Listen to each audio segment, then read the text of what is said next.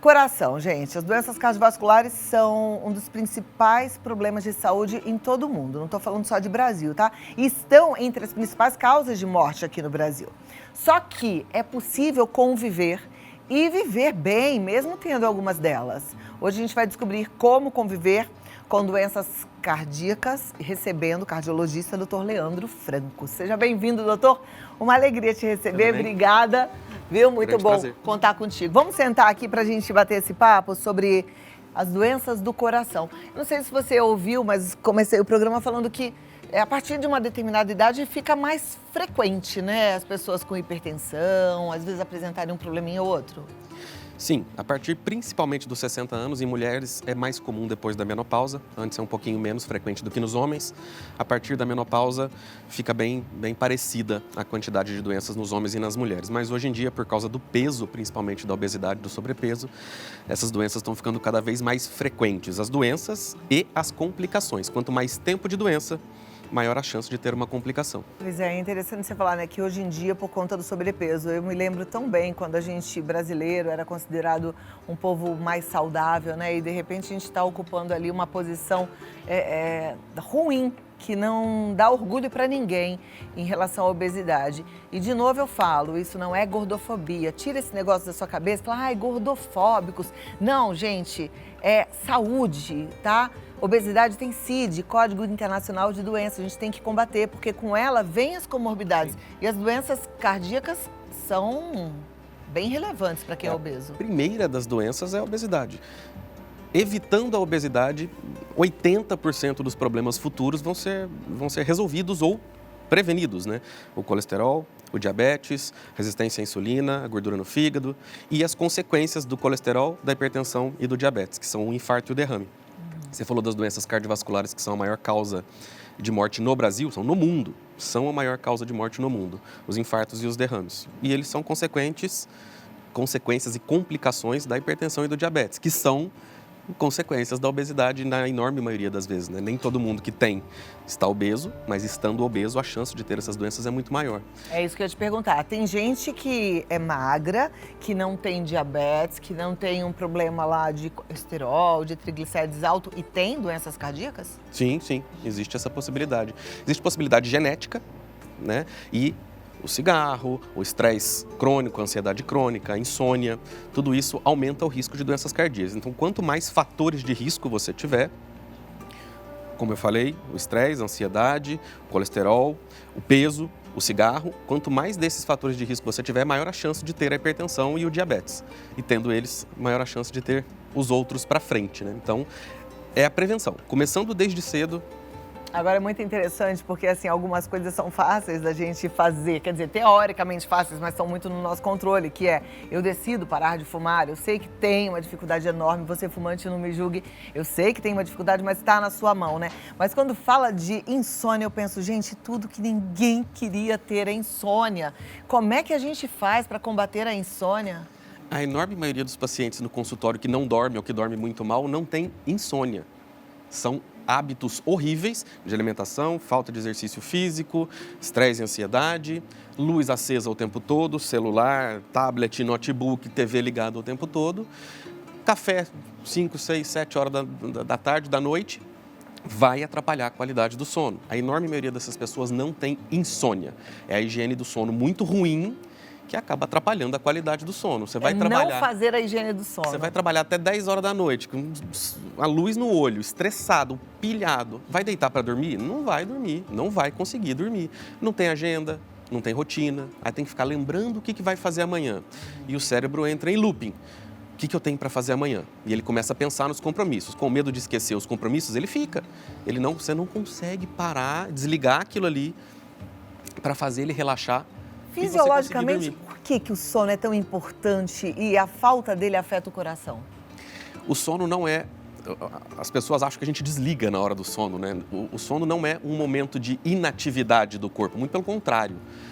Como tinha nos computadores antigamente o desfragmentador de disco, que ele coloca todas as informações que estão dentro do computador em ordem, o sono na cabeça serve para isso. Todas as memórias, tudo que você viveu durante o dia, ele vai colocar em ordem, ele vai gravar. Então vai fazer um concurso, estuda igual um condenado e não dorme. Você não guarda nada, você perde tudo que você estudou. Então, precisa dormir para guardar a memória, precisa dormir para regular hormônios da saciedade, da fome, os hormônios sexuais, a testosterona, o estrogênio, todos eles dependem do sono, os hormônios da tireoide dependem do sono. Então, quando o sono está desajustado, a adrenalina é muito mais alta durante o dia e durante o dia a gente está mais estressado, com o coração mais acelerado, com a pressão mais alta. Quando a gente dorme, a adrenalina diminui, todo o corpo relaxa, a musculatura relaxa, a pressão cai, o coração fica mais lento. Isso é um descanso para o coração, é um descanso para o sistema cardiovascular. Os vasos ficam mais relaxados. Quando você não tem esse momento de relaxamento, de descanso para o coração, é como se você tivesse acelerado, correndo o tempo todo. Então, a gente precisa desse momento para o organismo se refazer, para o organismo se desinflamar, para ele se reformar de todo o estrago que você causou nele durante o dia. Você falou que quando a gente não dorme bem, então a gente pode acabar ocasionando uma hipertensão. A hipertensão é um dos principais fatores para, por exemplo, um problema mais sério como um infarto, um derrame? Com certeza. A hipertensão e o diabetes são os dois fatores mais importantes. A pressão alta e a hipertensão é a pressão do sangue dentro dos vasos sanguíneos, a pressão que o sangue está exercendo para fora na parede dos vasos. Quanto mais alta ela tiver, mais os vasos sanguíneos estão sendo forçados, então eles vão endurecer, corre o risco maior de rompimento desses vasos. E é contra essa pressão que o coração bombeia. Quanto mais alta ela tiver, mais força o coração precisa fazer para bombear, para empurrar esse sangue para frente. E o coração é um músculo, como todos os outros músculos que a gente tem no corpo. A diferença é que ele funciona sozinho, independente da nossa vontade. Mas quanto mais força ele fizer, mais forte ele vai ficar, mais grosso e mais endurecido, como qualquer outro músculo que você vai para a academia malhar. Só que o coração é um músculo que eu não quero que fique nem muito grande, nem muito forte, nem muito grosso, com as paredes muito espessas. Ele começa a endurecer, ele tem dificuldade para esticar, para receber o sangue que está chegando, então ele não estica, cabe pouco sangue dentro do coração, e na hora de ter a maleabilidade para contrair, para impulsionar o sangue para frente, ele tem dificuldade para contrair, então ele fica duro, ele não estica para receber e não contrai direito para empurrar o sangue. E isso pode, com o tempo, causar insuficiência cardíaca, ou até o aumento do tamanho do coração e as paredes muito finas, aí ele perde força de contração. Agora, por um outro lado, a gente está aqui falando, não é para te deixar preocupado, porque o estresse também pode ocasionar aí um problema cardíaco. Muito pelo contrário, a gente quer só que você tome algumas providências. Então, assim, Cláudia, agora eu já estou preocupada, porque eu tenho hipertensão, minha pressão está sempre alta. Como é que a gente convive, por exemplo, com uma hipertensão? Na verdade, a hipertensão e o diabetes, que são as comorbidades mais comuns, elas não precisam de cuidados especiais.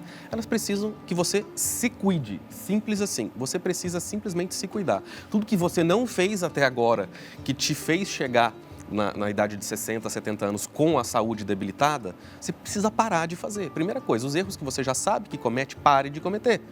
Tá? Então não tem cuidados especiais, precisa tirar o sal, ninguém pode comer muito sal, precisa tirar muito açúcar, ninguém pode comer muito açúcar. Você que já está doente é pior ainda, então você acaba tendo agora que tomar medidas um pouco mais drásticas do que seriam tomadas antes de ficar doente. Mas é o básico, higiene do sono, a qualidade do sono melhor, água. O paciente chega na minha frente no consultório, quanto você bebe de água? Bebo bastante água, Dudu. Quanto? 3 copos por dia, dá 600 ml de água. E a gente precisa de mais ou menos, em média, 2 litros por dia. Então, sem água, 75% do corpo é água, sem água a gente não funciona direito. E atividade física, a gente não é feito para ficar parado. A parte do cérebro que comanda equilíbrio, coordenação motora, a movimentação do corpo, tem mais ou menos 80% dos neurônios de todo o cérebro. Então, ele é feito para estar em movimento. Se a gente passa a vida toda parada, vai faltar massa muscular e, com isso, aumenta o risco de infarto, de derrame, da hipertensão, do diabetes. Então, básico, se cuidar, fazer um pouco de atividade física, consulte um cardiologista antes para saber qual o seu nível de condicionamento físico, se você tem alguma doença cardíaca que te cause alguma restrição aos exercícios, água, sono e alimentação. Entra combustível de qualidade ruim, é produzida energia de qualidade ruim. E nosso corpo precisa de vitaminas, de minerais, de fibras. Se não tem, nada funciona direito. Agora, quem tem pressão alta frequentemente precisa tomar um remédio. É comum a gente ver pessoas, sobretudo as mais idosas, falando, meu remédio dá pressão. Quando tem hipertensão e ela não consegue controlar, o primeiro tratamento de hipertensão é o tratamento não medicamentoso. São as medidas não medicamentosas que eu já falei. Mesmo assim, está fazendo o que precisa ser feito, não controla? Medicação. Quanto mais alta a pressão, quanto mais difícil de controlar, mais medicações, mais altas as doses a gente precisa usar. E elas são necessárias. Ah, mas eu não sinto nada. Não interessa. Se você não sente, o seu coração sente. Às vezes, mas eu fiquei uma semana sem tomar e não aconteceu nada. Não é uma semana que vai fazer o seu coração falir. Mas se você fica aí 1 mês, 6 meses, 1 ano, vai te dar problema. Eu fiquei 2 dias sem tomar, a pressão não subiu. O seu corpo deu conta de segurar um pouquinho além do efeito da medicação. Ela vai dar um pico, você vai parar no pronto-socorro. Mas eu tomei hoje de manhã, antes de tomar o remédio, eu medi e estava boa. Estava boa porque você está com o efeito do remédio de ontem. Se não tomar hoje porque está boa agora, no restante do dia, grande chance dela subir e ter um pico. E aí, há quem fale assim, eu estou tomando meu remédio de pressão, por isso é que eu não preciso mais me preocupar com a alimentação, eu não faço exercício mesmo, eu já tomo meu remedinho de pressão. É a terceirização da solução do problema, né? Não quero resolver tudo sem esforço, sem dificuldade, sem precisar me preocupar com nada, o remédio vai resolver. O remédio não vai reverter o seu problema, ele não vai te fazer emagrecer, não vai amolecer de volta os vasos, ele simplesmente vai segurar a sua pressão, não vai deixar ela subir. Se você se cuidar, é possível que você consiga ficar sem o remédio. Não é muito melhor ficar sem o remédio ou usar o mínimo de medicações possível do que continuar judiando do corpo e colocando toda a responsabilidade na medicação. Igual diabético, come açúcar, toma insulina. Come açúcar, toma insulina. Vai dar errado. Certamente vai dar errado. Pois é, a gente tem que ter a nossa responsabilidade com o nosso corpo, né? Afinal de contas, é um presentão. Aí a gente quer bagunçar e depois fala, remédio não fez efeito. O remédio é uma parte do tratamento, né? Tem a outra parte. Olha, manda a sua pergunta se você tem alguma dúvida, se você já tem um problema cardiovascular, um problema cardíaco, manda pra gente no Vida Melhor Oficial, tá bom? Se quiser pode ser pelo WhatsApp também, no 119 50 45 18 40. Agora, doutor, quais são os primeiros sintomas? Porque eu acho muito importante a gente alertar quem está em casa, porque é impressionante. Mas a gente vai ficando velho, vai ficando teimoso. E eu conheço um monte de gente velha e teimosa, que fala assim, tô sentindo uma coisa estranha que eu nunca senti antes, mas não vou no hospital, não, vamos botar na UTI, eu não quero. Né? Eu já ouvi gente falando assim, tô sentindo uma confusão, tô com o braço que não levanta, com a boca torta, mas não vou agora não, vou mais tarde. Vamos falar disso. Tem vergonha de admitir que precisa de ajuda, né? De que tem um problema. Isso é bastante comum, inclusive. E parece que quanto maior a idade, maior é o problema, mais dificuldade eles têm. Não quer dar trabalho. Eu não quero dar trabalho. Mas isso é um problema enorme. A maioria dos pacientes idosos que têm um infarto, que têm um derrame, já tiveram sintomas. Já tiveram ou a dorzinha no peito, o incômodo, ou não conseguem fazer atividades que faziam antes. Ou eu conseguia ir no mercado e carregar 3 sacolas para casa. Agora, para ir para o mercado, eu tenho que parar 2 vezes no caminho. Porque eu sinto cansaço, eu sinto o peito queimar, mas não quer falar nada. Não, vai passar. Eu tinha um paciente que sentia dor no peito e falou que forçava para ver se desentupia. Então, ele estava ciente de que tinha um problema. Não, se você está achando que está entupido, você tem que ir no médico para resolver. Não vai desentupir sozinho. Se você forçar, você vai ter um infarto. Então, está sentindo diferença de sintoma? Eu não consigo mais fazer um esforço que eu fazia. Eu subi a escada, agora eu tenho que parar no caminho. Ou por dor, ou por cansaço, ou por a dor no peito. A dor no peito do coração, ela vem na hora do esforço. Subir uma escada, subir uma ladeira, andar um pouco mais rápido, queima, dá o desconforto. Aquela famosa dor da mão fechada, né? Parece que o coração está apertando. Você para, descansa, respira, o coração acalma, a dor melhora. Faz esforço de novo, dói de novo. Muito provavelmente é o coração. Dói parado, dói de mexer o braço, dói na posição que deita, geralmente não é o coração. A dor do coração é durante o esforço, acelera, dói, acalma, melhora. Mas isso também num infarto? A do infarto, normalmente, é a dor que não passa. Não passa. Ele faz o esforço, ou passa uma emoção, por exemplo, que faz o coração subir, o coração acelerar, a pressão subir, vem o desconforto e ela some em 5, 10 minutos. Isso é angina, é o famoso início de infarto. É a mesma dor, às vezes um pouco menos intensa, e passa sozinha. Mas você vê que fez o esforço, começou a doer e está de 20 minutos, está passando e não está aliviando, mesmo descansando, muito provavelmente é um infarto. A dor é parecida. O que acontece com uma pessoa que tem sintomas como esse, que está ali tendo um infarto e fica na teimosia e não vai pro hospital. Presta atenção, senhora aí, a senhora, presta atenção que isso é sério. Vai infartar. Muito provavelmente uma hora vai infartar. Quanto tempo isso vai demorar? Quando vai ser? Se vai ser dormindo, se vai ser em repouso, se vai ser durante o esforço, a gente não... E pode durante uma ser emoção, fatal. a gente não consegue. Pode. Pode ser fatal. Boa Então, parte dos infartos é fatal por perfuração do coração. O infarto é a morte de uma parte do coração por falta de sangue. Pode causar perfuração do coração, pode causar arritmias. A causa mais comum é a arritmia. E tem um infarto, um pedaço do coração para de funcionar, tem uma falha elétrica, é a parada cardíaca. A grande parte desses infartos é por arritmia. Sente a dor, mas o que mata geralmente é a arritmia. E pode ter um infarto que não vai causar a morte, mas vai causar dano ao tecido do coração. Pode causar insuficiência cardíaca, pode causar arritmias que não cessam, arritmias mais graves, que vão precisar de tratamento prolongado. Pode causar arritmias que precisam de implante de marca-passo. tá vendo só? Tem que ficar muito atento aos sintomas e correr atrás de solução. E é no hospital, tá? Derrame, AVC. É a mesma doença. O infarto é entupimento de vasos no coração que causa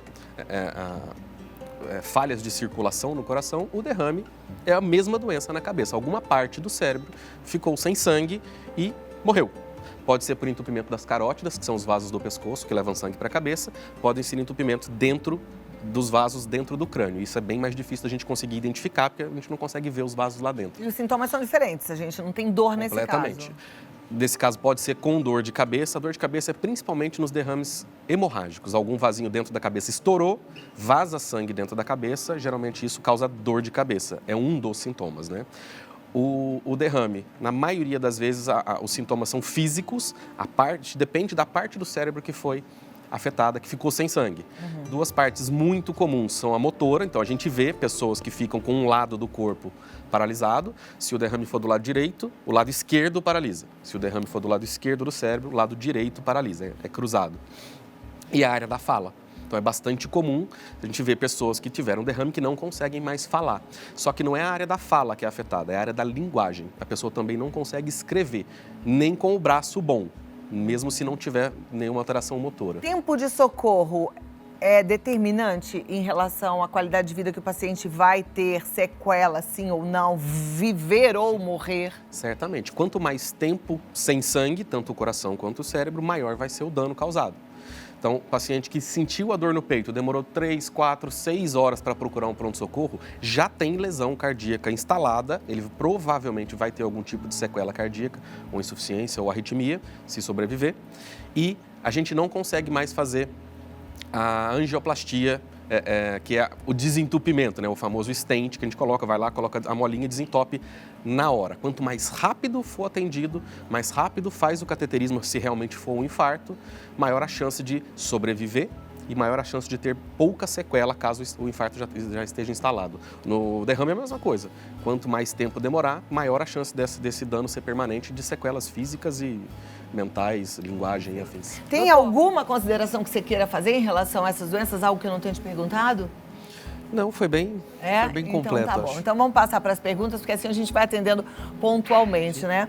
Eu acho que esse é um momento de muita prestação de serviço, porque eu que gosto de viajar aí pelo Brasil, a gente às vezes vai em umas cidadezinhas pequenininhas, né? Que você vê a falta de estrutura. Sim. E a falta de informação também. Então, tudo que a gente está falando aqui, é bom que você até depois converse com seus amigos, que você também oriente para que eles assistam ao Vida Melhor, porque a gente aprende muito. E quando a gente tem conhecimento, a gente age com mais assertividade. Vou pedir para a produção já colocar na tela a primeira pergunta. Se você ainda não mandou a sua, manda lá no Vida Melhor Oficial, tá? A primeira pergunta é da Lia, ela é de Porto Velho. E ela diz, quem tem... Não entrou aqui, mas entrou ali. Pode voltar ali que eu leio dali, gente, por favor. Aqui não entrou. Coloca na tela. Isso. Quem tem ponte miocárdia pode fazer academia normalmente? Para isso, a gente precisa fazer um teste de esforço. Ponte miocárdica é... Os vasos do coração, eles passam todos por fora do coração. O coração está se contraindo o tempo todo. Se o vaso sanguíneo passasse por dentro do músculo, ele seria espremido a cada contração do coração. Então, os vasos são todos externos. Você tira uma foto do coração, você vê a circulação. A ponte miocárdica é um desses vasos, ele mergulha no músculo e sai do outro lado. Ele faz uma pontezinha, um pedacinho dele fica dentro do músculo cardíaco. Então, a cada contração do coração, ele aperta, solta, aperta, solta. Então ele Deixa pode... eu entender, eu nunca nem tinha ouvido falar de Da ponte ponte miocárdica. Isso é É congênito. de congênito? nascença. A pessoa nasce com ponte miocárdica. É uma anormalidadezinha da circulação do coração. Então, olha que importante a gente fazer o tal do teste de esforço, realmente obedecer. Quando a academia fala assim, só pode depois que apresentar a avaliação médica, tem gente que burla isso, pede para o médico fazer uma avaliação falando, ok, o médico amigo, alguém que você conhece. Gente, olha que sério, porque se não fizer o teste de esforço, pode ter um problema. Mas eu tô bem, eu não tenho nada, é só falar que eu posso fazer academia. Isso a gente escuta com frequência. A ponte miocárdica, ela causa, às vezes, os mesmos sintomas de um entupimento. Ela é um entupimento, mas é externo ao vaso. O problema não está dentro do vaso, é porque ele está sendo apertado. Na maioria das vezes é um achado. Você vai fazer exame por um outro motivo qualquer, uma tomografia, aí você vê a pontezinha miocárdica. Grande parte dos pacientes não tem sintoma nenhum, ela não tem que ser tratada, não tem que mexer. Só que para dizer se o paciente pode fazer academia ou não, eu preciso saber se esse coração está funcionando bem, mesmo durante o esforço, apesar da ponte miocárdica. Tá tudo bem, tá funcionando bem, consegue fazer esforço, subir uma ladeira, correr um pouquinho, pode fazer atividade física normalmente. Mas precisa do teste de esforço. Próxima pergunta. Vamos para a tela. Obrigada, Lia. Foi bom aprender sobre ponte miocárdica. Hipertensão é genético? É um dos fatores. Tá? Não é genética, ela tem tendência genética. Os seus pais têm, você tem a chance maior de ter hipertensão, mas não quer dizer que vai ter. Quanto melhor for o seu controle de peso, atividade física, hidratação, alimentação, tudo aquilo que a gente já falou, o cigarro, menor a chance de ter. Tá? Mas qualquer pessoa pode ter hipertensão e um filho de pais hipertensos pode não ter hipertensão. É só fazer diferente, né? Exatamente. Próxima pergunta. Obrigada, Silvana. A Regina quer saber, tenho arritmia cardíaca, a atividade física ajuda ou não interfere, uma vez que as crises são involuntárias? Arritmia é um termo altamente genérico. São diversos tipos de arritmia diferentes, alguns muito leves, outros muito graves. Uns têm relação com esforço, outros não. Então a gente precisa saber qual é o tipo de arritmia e testar esse paciente no esforço, se essa arritmia piora ou não com esforço. O teste de esforço, nesse caso, também é bem-vindo. Ok. Tem gente que tem arritmia por uso de medicamento, tem atleta que usa termogênico que dá arritmia. Até cafeína pode A cafeína em excesso pode causar arritmia. Essa arritmia causada por esses agentes, ela também causa tem perigo? Diminua o uso dos agentes, mas normalmente essa arritmia é a mesma arritmia, não é uma arritmia em si, é uma aceleração do coração. É o mesmo mecanismo de quando você faz um esforço, só que ela está te acelerando mesmo sem o esforço. Então não é nada grave, é só diminuir o uso da substância que esteja atrapalhando. Joia, obrigada, Regina. A próxima pergunta, vamos lá para a tela, é da Noni. Gostaria de saber se uma pessoa de 100 anos pode fazer cateterismo. Uau! Não importa a idade da pessoa. Inclusive, a maior parte dos pacientes que precisam do cateterismo, difícil chegar aos 100 anos, né? Mas a maior parte desses pacientes são idosos. Então, depende se esse paciente tem o rim que funciona, se o coração dele está legal, qual é a condição desse paciente. Tem suspeita de uma doença grave do coração, de um entupimento, muito provavelmente ele vai precisar do cateterismo. O cateterismo, ele não é uma cirurgia invasiva, é como se fosse um exame. É invasivo porque você vai entrar tá. no organismo, ou pela virilha ou Mas pelo não punho, é um com o catéter corte, que vai... não tem, né? O corte é no local onde você vai colocar o catéter. O resto é o catéter que vai passar até lá e o contraste que vai entrar.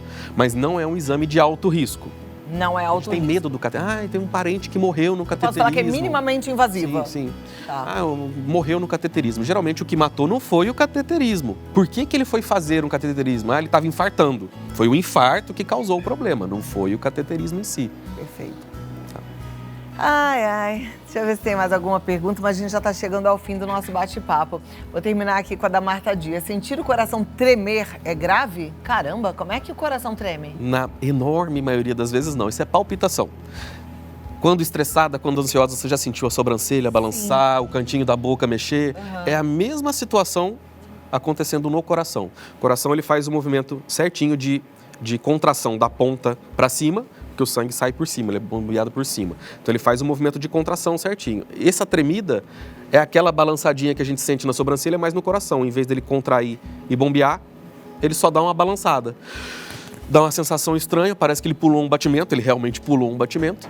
Mas na enorme maioria das vezes, estresse, ansiedade, E o uso excessivo, principalmente de cafeína, o cigarro também. Tudo que é estimulante pode causar essa tremidinha no coração. Na maioria das vezes, Eu quero ver não você é grave. trabalhar para dar uma desacelerada, diminuir o estresse, a ansiedade, porque isso também está na nossa mão, né? A atividade física vai ajudar. Fala-se tanto de meditação, mas eu conheço pouquíssimas pessoas que de fato fazem meditação. Que as pessoas só falam, mas fazer, eu sei que é desafiador, mas também é super benéfico, né? Eu vou fazer mais essa pergunta que eu não aguento, gente. Essa pergunta é ótima. Olha, a Rafaela está perguntando assim: a prática esportiva em excesso pode prejudicar o coração? Meu marido sempre relata que os batimentos são intensos durante a corrida. Então, o que é excesso? Que tipo de atividade física? Quem é esse paciente? Isso também é uma pergunta muito abrangente, difícil de responder para ele, né? Mas o que é o batimento intenso? É muito rápido? Ele sente bater muito forte? Qual a intensidade do exercício que ele está fazendo? Então isso precisa ser avaliado paciente por paciente. Um teste de esforço, mais uma vez, seria muito bom nesse paciente. Fazer o teste da esteira, pôr ele para correr e ver como é que o coração dele, a pressão, se comporta durante a corrida. Se tiver tudo bem no teste de esforço, Agora, ótimo. é claro que durante a corrida a frequência cardíaca vai subir, Vai, né? 180, às vezes até mais. Pode ir até Normal. mais do que isso. Quanto melhor o Existe condicionamento... aquele cálculo que faz pela idade? Sim. É a frequência cardíaca máxima. Geralmente a gente pede para não treinar na frequência cardíaca máxima. Até porque não tem benefício maior, você vai se desgastar muito mais, o joelho vai sofrer. Como é que é o cálculo para frequência cardíaca máxima? Para facilitar, 200 menos a idade. Então, tem 40 anos, 200 menos 40, 160. Isso é a frequência cardíaca máxima que você deveria fazer uma atividade física. A gente geralmente orienta a fazer ali 60, 65, 70% dessa frequência máxima. Então, deu 160 a frequência máxima, vai fazer exercício lá em 130. Não precisa ser acelerado. Quanto mais jovem, maior é essa frequência cardíaca máxima. Perfeito. Tem que tomar bastante cuidado com as aulas em grupo. Eu digo isso porque eu, por exemplo, adoro fazer minha aula de bike, né? E aí a aula é intensa e a frequência às vezes vai lá para cima, porque você está tentando acompanhar o ritmo da turma. Você acompanha o ritmo da turma e a frequência sobe. Né? E não é bom. Nem todo mundo tem o mesmo condicionamento, tá ali fazendo aquela atividade no mesmo período, né? Uns estão há um mês, outros estão há 6 meses. Quanto melhor o seu condicionamento, menos a frequência vai subir, menos possibilidade de sentir mal-estar por causa da frequência muito alta você vai ter. Perfeito. Dr. Leandro Franco, ele está no Instagram como dr.leandrofranco. Se você está querendo tirar mais dúvidas, se você está com muita preocupação em relação à sua saúde cardíaca, entre em contato. Você pode marcar, inclusive, uma consulta pelo 11 9 70 67 40 68. 11 9 70 67 40 Esse telefone para o WhatsApp, tá? É o WhatsApp, só mandar mensagem. Mas tem que cuidar. Não brinca com você não, porque você é muito importante para mim. E eu imagino que para muita gente também. Doutor, muito obrigada. Que seja a primeira vez de muitas. Volte sempre, tá bom? Gostei de te receber. Obrigado.